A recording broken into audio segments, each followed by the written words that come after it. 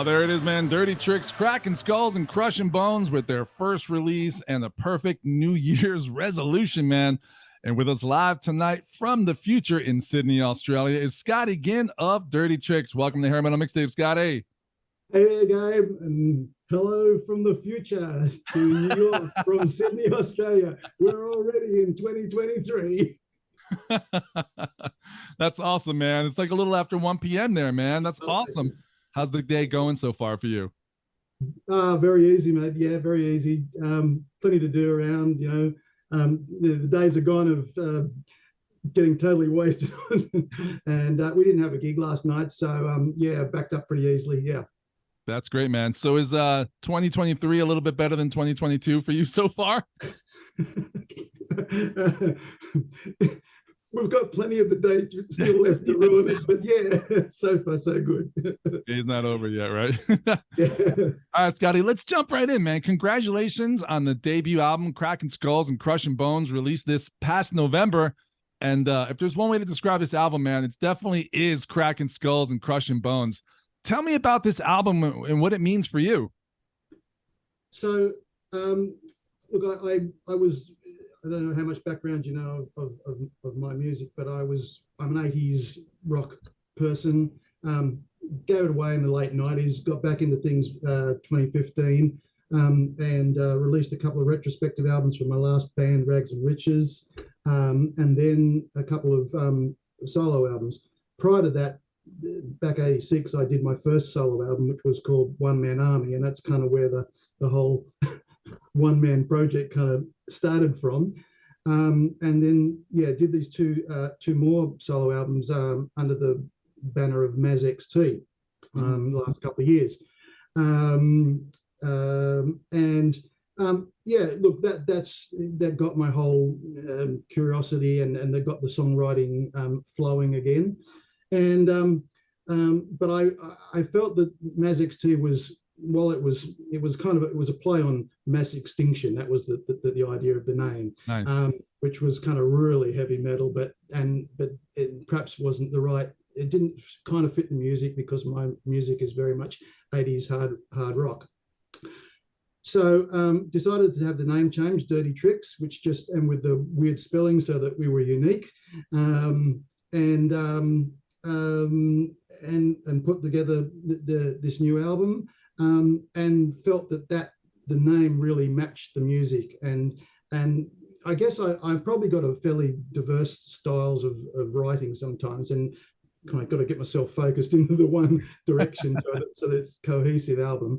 And I feel that this is the most cohesive album that I've done to date. Oh, that's fantastic, man. And as you heard before, I spun the title track, Cracking Skulls and Crashing Bones. Tell me about that song, like the motivation behind that, man. Yeah, so it was probably, that opening riff was probably the first riff that I wrote when I was starting to write, and was like, okay, it took me a while to put that all together. I tend to write in stages, and I kind of get into a lyrical, I'm lyric master today, you know, I'm guitarist another day. And so yeah, writing lyrics, and there was a whole lot of bad stuff going on, and we see it all the time on the internet and social media with online trolls, and it's and there was a little bit happening on my social media, not directly, it was with other people and that sort of thing, and that was really the bottom line motivation for it. And so Cracking Skulls and Crushing Bones is it's more of a feeling than actually literal. Right.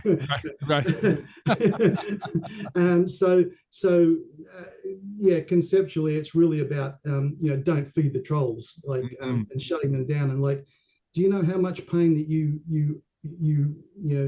ooze on people, and but you know, you're not gonna get at me, you're not going to rain on my parade, sort of thing. So basically shutting you down, and that's by crushing skulls and crushing bones.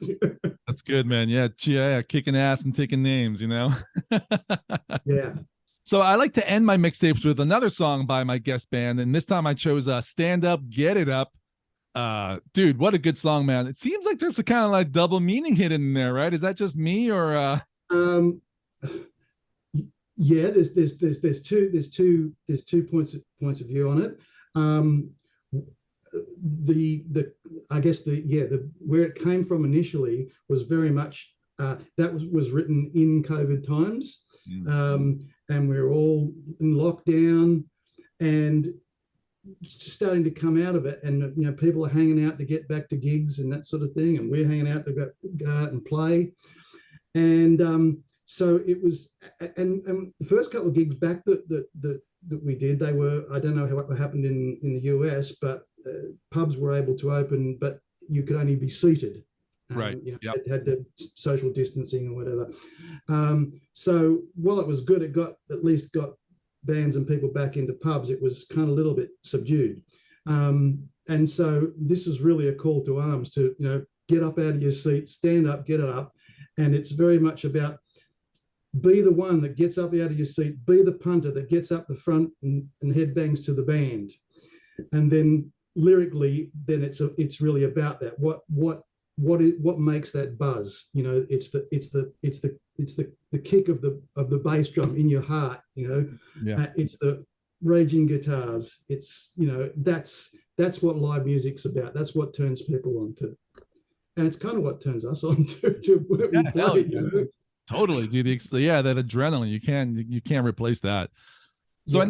I noticed in the promo picture with a band. Is this the band you got together to do live shows or yeah. Okay. So as you mentioned in the lead up, and we've sort of covered that I recorded all the album first, because I was doing that because it was an extension of my solo stuff, and then it was like, no, we've got to get this out live. So put the band together around it.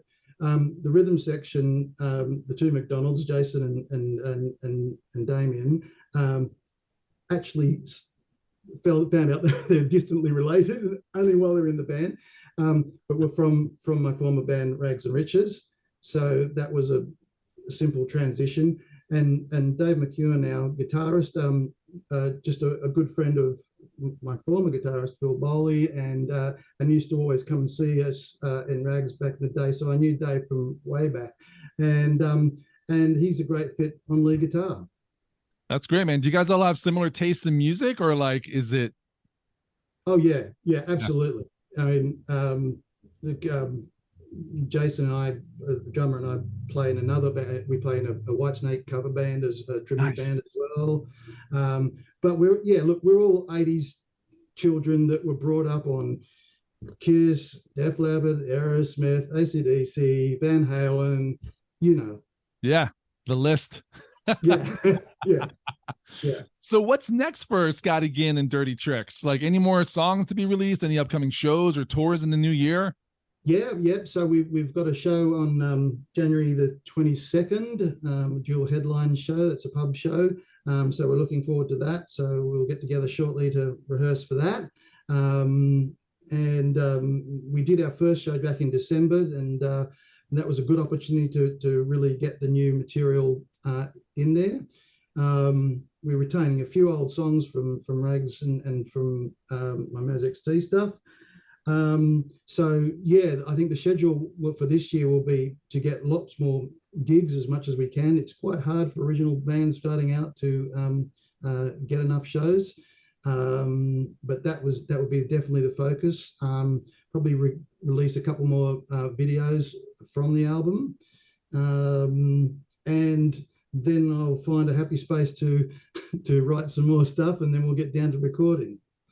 Oh, that's great. And in the meanwhile, where can people check you guys out if they can't see you live? Like social media, Bandcamp? Yeah, so we have obviously a Facebook page, the Durty Triix Facebook page.